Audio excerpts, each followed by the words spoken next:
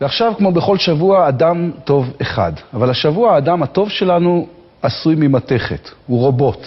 והרובוט הזה, יחד עם קבוצת הצעירים שבנתה אותו, החליטו לעזור גם לאלה שלא יכולים לזוז בעצמם. אני אבי, אני פה עם קבוצת הרובוטיקה של בית הספר רבין קריית ים. בנינו רובוט שעושה פעולות יפות, ואנחנו פה בבית קסלר, מעון אילן לנכים, כדי להנים את זמנם של החוצים.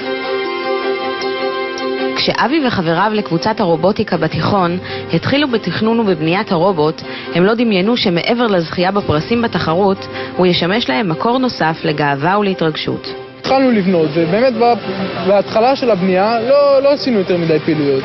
אז ישבנו וחשבנו שרובוטים זה חשוב, אבל יותר חשוב להיות בני אדם.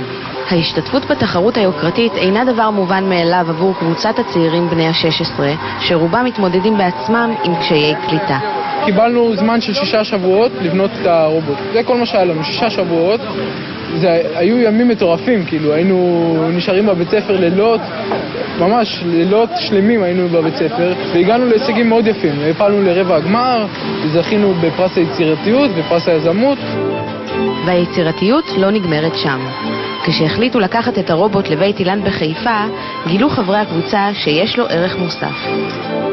בפעם הראשונה שהיינו פה, המנהלת של המקום אמרה לנו שהמשחק עם הרובוט והג'ויסטיקים מאוד תרם להתפתחות המוטורית שלהם, לשיקום שלהם. קדימה מעלה, אחורה מוריד. אז זה משהו שמילא אותנו גאווה ושמחה. עכשיו יאללה, מי עוד רוצה לנסוע? הפעילות שלנו פה היא משולבת. בפעמים הקודמות שהיינו עבדנו עם ילדים מגיל 5 עד גיל 15, והיום וגם פעמים הבאות אנחנו נהיה עם חבר'ה יותר מבוגרים, 20 פלוס, וגם הם נהנים מכל רגע פה. לראות חיוך על הפנים של האנשים זה שווה את כל המאמץ לארגן להביא לפה את הרובוט ואת האנשים ואת הציוד והכל, זה שווה הכל.